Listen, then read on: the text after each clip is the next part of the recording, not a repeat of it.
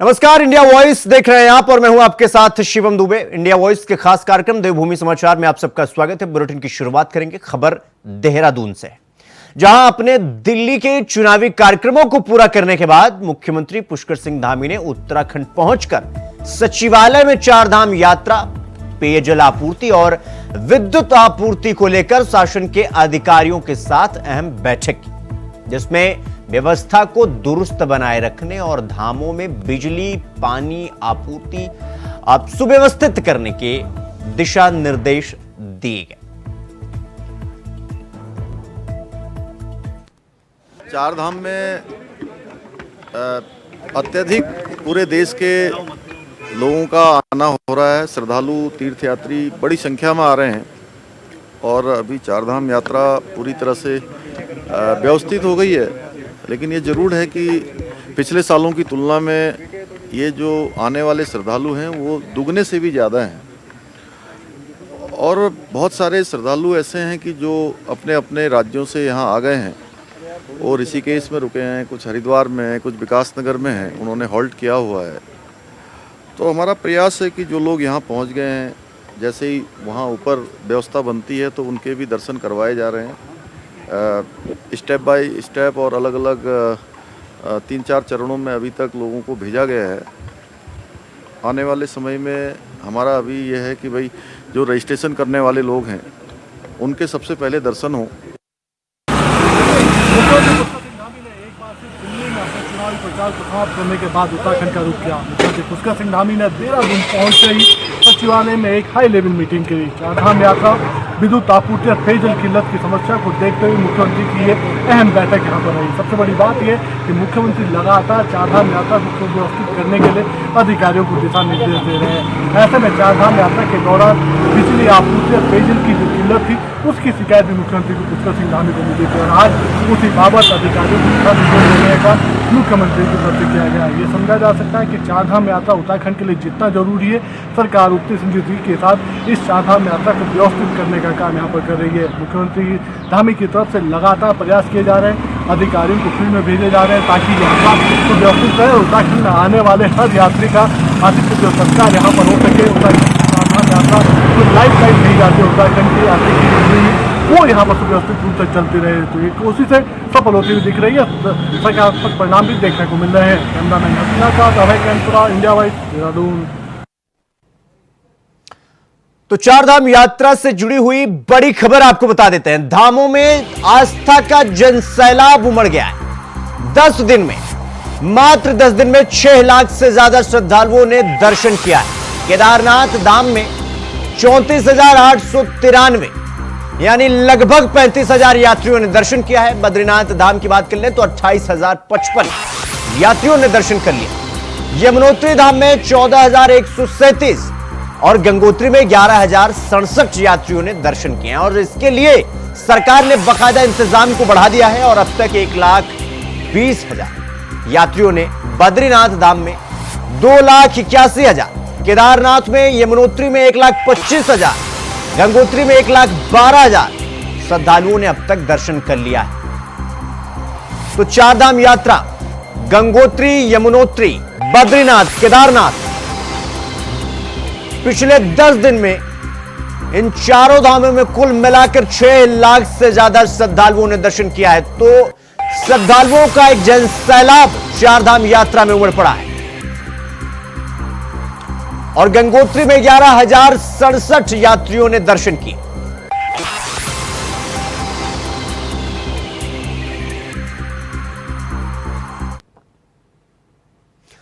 खबर उत्तरकाशी से है, जहां गंगोत्री और यमुनोत्री धाम में तीर्थ यात्रियों का आवागमन सुव्यवस्थित और सुचारू ढंग से जारी है। बड़ी संख्या में श्रद्धालुओं के आगमन को देखते हुए प्रशासन यात्रा सुविधाओं को चाक चौबंद बनाने में जुटा हुआ है और अतिरिक्त सुविधाओं को जुटाने में निरंतर लगा हुआ है।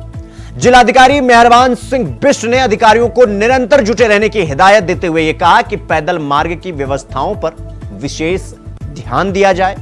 इसी कड़ी में यमुनोत्री क्षेत्र के सुपर जोनल मजिस्ट्रेट अभिषेक त्रिपाठी ने पंजीकरण केंद्र, सूचना केंद्र, घोड़ापड़ा और मेडिकल रिलीफ पोस्ट का निरीक्षण किया।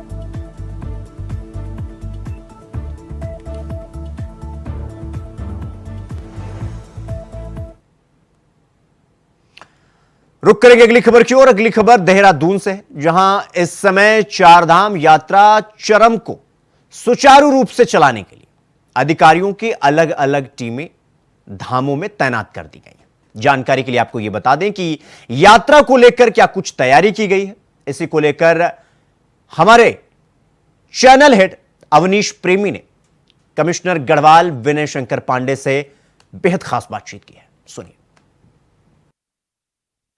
चारधाम यात्रा को सुव्यवस्थित कर दिया गया है। मुख्यमंत्री निर्देश पर गढ़वाल कमिश्नर विनय शंकर पांडे ने भी दौरा किया है, जगह जगह वो गए हैं। पांडे जी, अभी देखा जाए स्थिति क्या है? देखिए, अभी स्थिति हमारी काफ़ी स्मूथ हो गई है और सभी चारों धामों में यात्री अब आराम से अपनी यात्रा को संपन्न कर रहे हैं। ये सही है कि आप अगर पिछले 2-3 वर्षों का तुलनात्मक अध्ययन करें तो मैं दावे से कह सकता हूँ कि इस बार यात्रा जस्ट डबल है पिछले वर्ष की। और कल का फिगर ये था कि कल केदारनाथ जी में लगभग 35,000 लोगों ने दर्शन लाभ प्राप्त किया, बद्रीनाथ जी में 28,000 से ज़्यादा लोग थे, यमुनोत्री धाम में 15,000 और 12,500 थे कल गंगोत्री में। और अब तक लगभग 6,75,000 के आसपास अभी 8 दिन या 9 दिन ही यात्रा को हुए हैं, लगभग 7 लाख का आंकड़ा टच करने वाला है। तो आप समझ सकते हैं कि यात्रियों का कितना अधिक उत्साह है इस देवभूमि में आने के लिए, और ये हम लोग का सौभाग्य भी है। लेकिन इसके साथ साथ कुछ दिक्कतें ज़रूर होती हैं और हम लोगों ने अभी टेम्परेरी रिजर्वेशन को सस्पेंड कर रखा है। और उसका मुख्य कारण ये है कि जो हमारा पुराना बैकलॉग था उसको अब हमने कोशिश पूरी ये है कि आज शाम तक उसको हम क्लियर कर दें ऋषिकेश में और हरिद्वार में। आगे जो ऑन द स्पॉट रजिस्ट्रेशन है इसके बारे में आज लेट इवनिंग तक निर्णय ले लिया जाएगा। अगर लगेगा सब चीज़ें सामान्य है तो उसको कल से हम लोग ओपन भी कर सकते हैं। सर, आपको लग रहा था कि शुरुआती दिनों में इतनी भीड़ आ पाएगी? देखिए, ये अनुमान तो था कि पिछले वर्ष अगर हम लोग 22 में देखें तो लगभग 46 लाख यात्री थे और 2023 में लगभग 56 लाख थे। तो हमें उम्मीद थी कि 5-10 लाख बढ़कर आएंगे, लेकिन जो अभी तक का ट्रेंड है वो लगभग जस्ट डबल हो रहा है। तो इतनी उम्मीद हम लोगों ने भी नहीं की थी। कुछ अधिकारी भी आपने एक्स्ट्रा लगाए हैं? देखिए, यहाँ केदारनाथ जी में स्पेशल मजिस्ट्रेट के रूप में हमने अधिकारी लगाया और बद्रीनाथ जी में स्पेशल मजिस्ट्रेट लगाए, उत्तरकाशी को दिए हैं। साथ ही साथ माननीय मुख्यमंत्री जी के निर्देश पर 3 प्रभारी सचिवों की भी तैनाती रुद्रप्रयाग, चमोली और उत्तरकाशी में की गई है।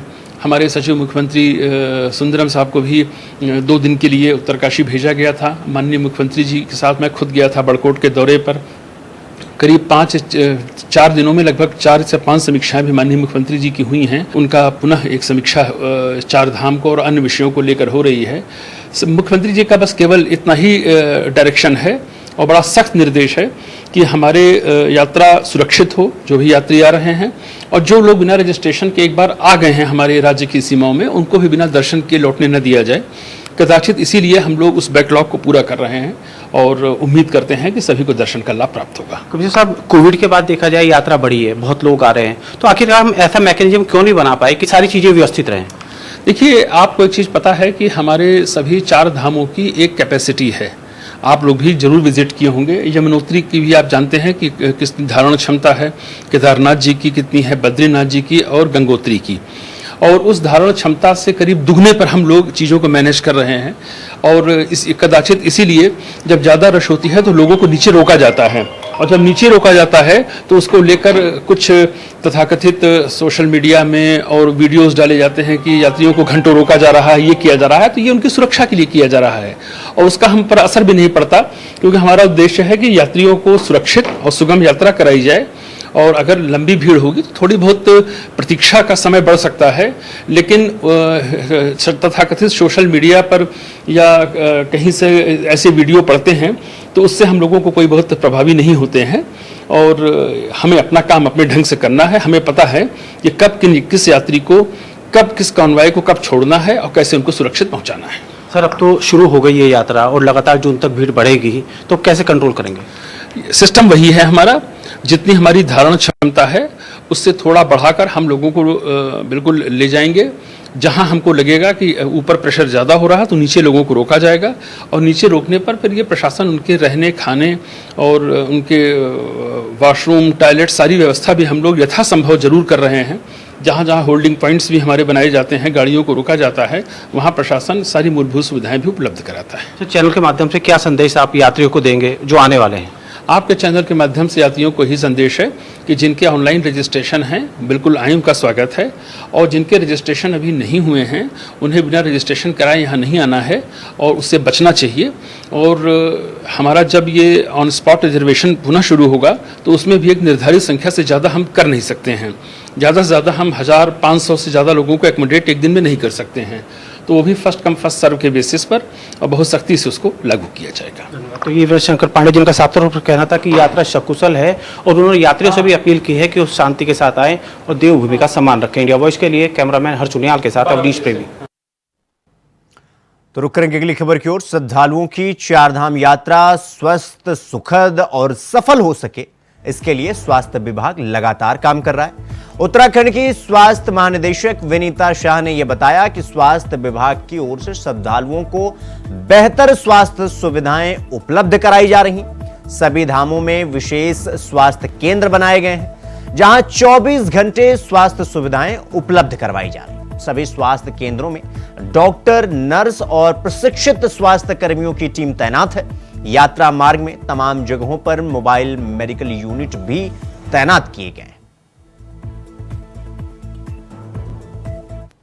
स्वास्थ्य विभाग हमारे चारधाम यात्रियों की स्वस्थ, सुखद और सफल यात्रा के लिए प्रतिबद्ध है। यात्रा रूट पे हमारी परमानेंट और टेम्परेरी चिकित्सा इकाइयाँ हैं, जिसमें हमारे ट्रेन डॉक्टर्स और स्वास्थ्यकर्मी सेवा देने के लिए प्रतिबद्ध हैं। इसके अलावा बेस कैंपों में और यात्रा के मुख्य मार्ग में हमारे द्वारा स्क्रीनिंग की जा रही है। लगभग अभी तक हमारे जितने कर्मियों द्वारा 1,10,000 आज की डेट में स्क्रीनिंग हो गई है, जिसमें लोगों की ब्लड प्रेशर की, शुगर की जांच की जा रही है और उन्हें प्रिकॉशन के बारे में बताया जा रहा है। स्वास्थ्य विभाग हमारे चारधाम यात्रियों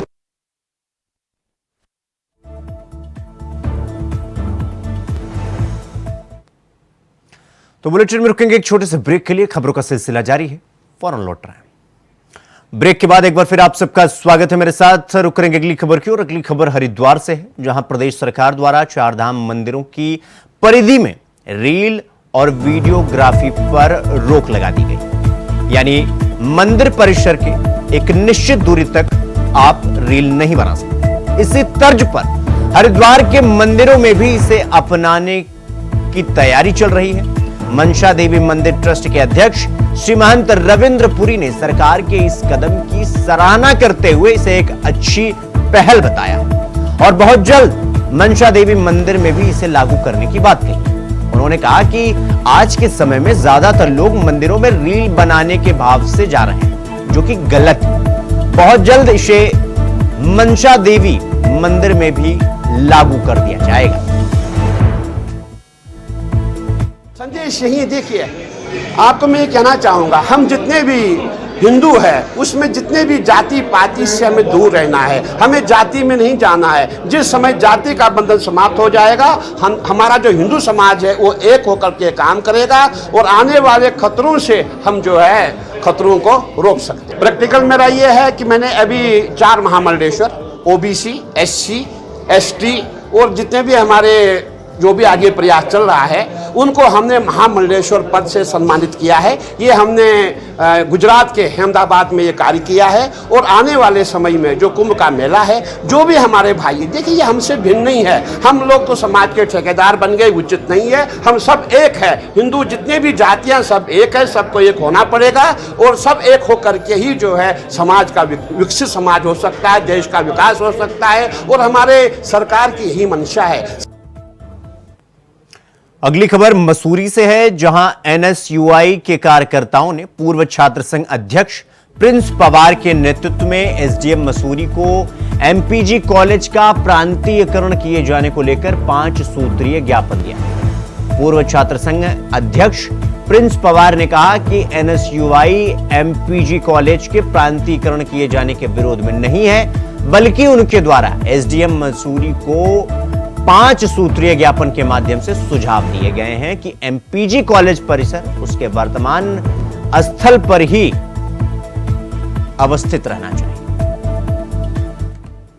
देखिए, आज समस्त सैनिक परिवार ने SDM हमारे महोदय को ज्ञापन दिया है और उसमें हमने 5 सूत्रीय मांग रखी है। जो प्रांतीकरण को लेकर आजकल सवाल उठ रहे हैं, जो कॉलेज में बच्चा कंफ्यूज हो रहा है कि प्रांतीकरण से हमें क्या लाभ होंगे, क्या हानि होगी, उसके विषय में हमने 5 सूत्रीय मांगे रखी है कि कहीं ना कहीं इसमें प्रांतीकरण में, देखिए हम तो चाहते हैं एमपीजी कॉलेज की दुर्दशा सुधरे, एमपीजी कॉलेज हमारा नए स्तर पर जाए, परंतु कहीं ना कहीं देखते हुए कि मसूरी की एकमात्र धरोहर के नाम पे भी एमपीजी कॉलेज है, उसको भी ध्यान में रखते हुए हमारे एमपीजी कॉलेज जितने भी आसपास के क्षेत्र के छात्र छात्राएं हैं उनको भविष्य को ध्यान में रखते हुए जो प्रांतीकरण हो, जल्दबाजी में ना हो, उसमें पूरी विचार विमर्श किया जाए और हमारे जितने भी क्षेत्र के छात्र छात्राएं हैं या जो वहाँ पे अभी चतुर्थ श्रेणी में कर्मचारीगण हैं उनके विषय में भी सोचा जाए।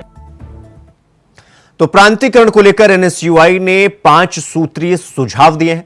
खबरों में आगे बढ़ेंगे। उत्तराखंड के मैदानी इलाके जहां गर्मी का सितम झेल रहे हैं, तो वहीं प्रदेश के पहाड़ी इलाकों में हल्की बारिश की चेतावनी भी दी गई है। मैदानी इलाकों में गर्मी के चलते हीट वेव्स चल रही हैं, जिसका जायजा लिया है हमारे सहयोगी संवाददाता तुषार गुप्ता। देखिए। पूरे उत्तर भारत में गर्मी का सितम देखने को आया। अगर देहरादून की बात की जाए तो रविवार को 40 से अधिक जो तापमान है वो दर्ज किया गया। कहीं ना कहीं जो रिकॉर्ड है 10 सालों से अधिक का वो टूट गया है और कहीं ना कहीं जो गर्मी है और हीट वेव्स है वो लोगों को सताने लगी है। मैदानी क्षेत्रों की अगर मैं बात करूं तो 20 से 22 तक जो हीट वेव्स चलने की जो चेतावनी है वो मौसम विभाग ने दी है। और इसके साथ साथ अगर मैं पहाड़ी इलाकों की बात करूं जिसमें उत्तरकाशी, चमोली और साथ साथ पिथौरागढ़ जैसे जिले हैं, वहां पर हल्की बूंदाबांदी और बारिश देखने को मिल सकती है। तो चारधाम जो जा रहे हैं, पहाड़ी इलाके में जा रहे हैं, वहां पर अच्छी खासी जो बारिश है वो सता सकती है। साथ साथ अगर मैं मैदानी क्षेत्रों के उत्तराखंड की मैं बात करूं तो यहाँ पर जिस तरह से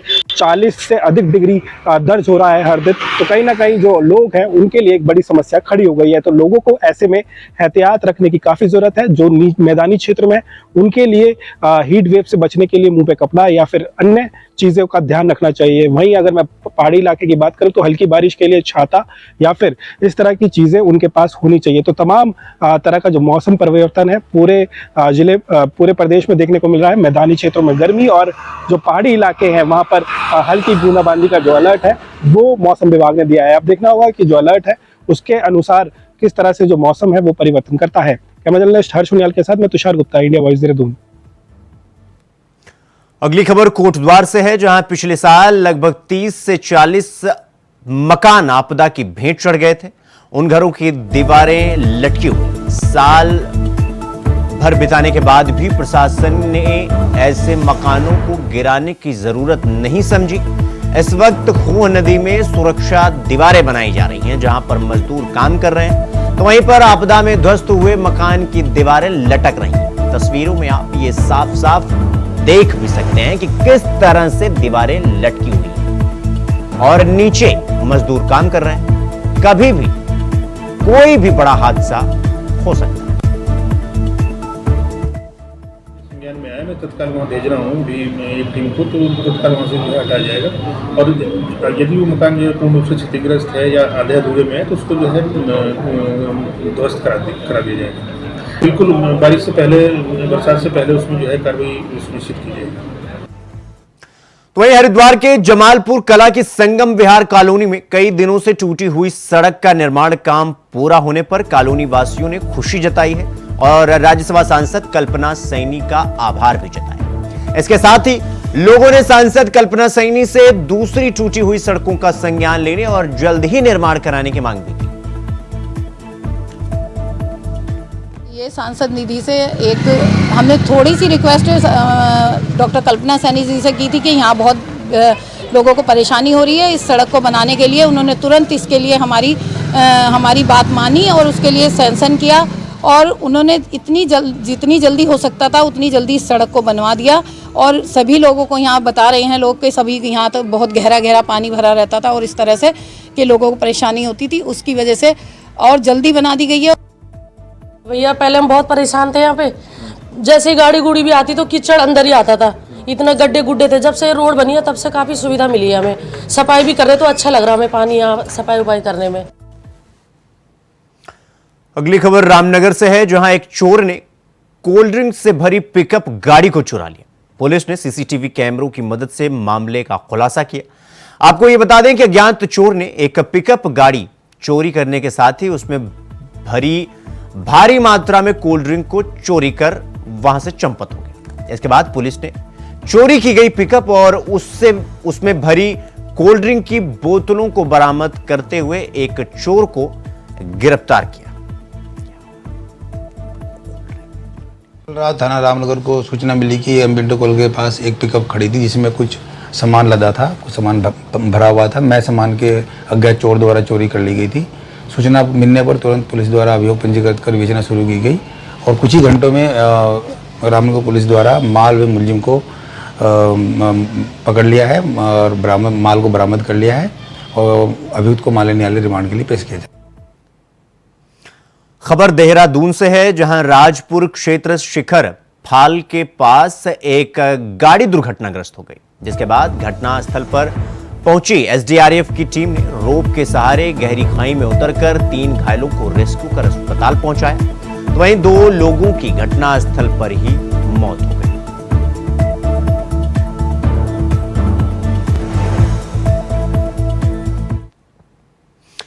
तो गहरी खाई में कार गिरने से 3 लोग घायल हुए और 2 लोगों की मौत हो गई। खबरों में आगे बढ़ेंगे। अगली खबर ऋषिकेश से है, जहां एनडीआरएफ टीम को थाना मुनकी रेती से सूचना मिली कि एक शख्स स्वामी नारायण घाट पर गंगा नदी में बह गया है, जिसमें एनडीआरएफ टीम की जरूरत है। सूचना के बाद एसडीआरएफ टीम तुरंत घटनास्थल पर पहुंचती है और शख्स अपने परिवार के साथ ऋषिकेश घूमने आया था और गंगा नदी में नहाने के दौरान पैर फिसल गया और पैर फिसलने के चलते अनियंत्रित होकर वो गंगा नदी में बह गया। एनडीआरएफ की टीम सर्चिंग अभियान चलाकर शख्स को ढूंढने की कोशिश में लग गई।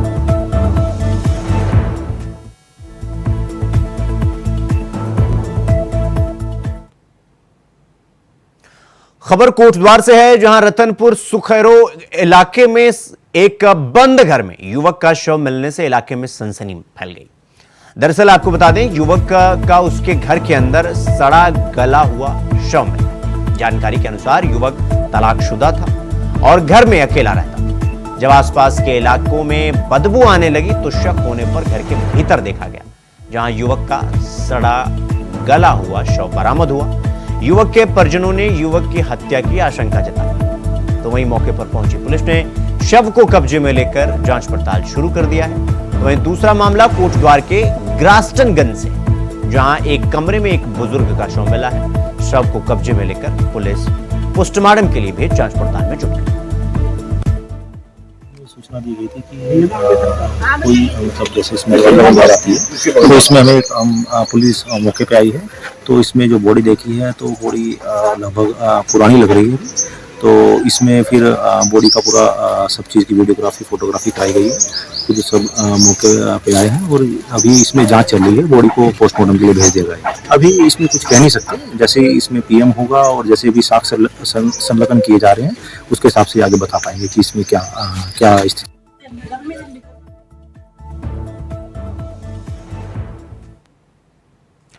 तो देवभूमि समाचार में फिलहाल अभी के लिए बस इतना ही। देश और दुनिया की तमाम खबरों को देखने के लिए देखते रहिए इंडिया वॉइस। नमस्कार।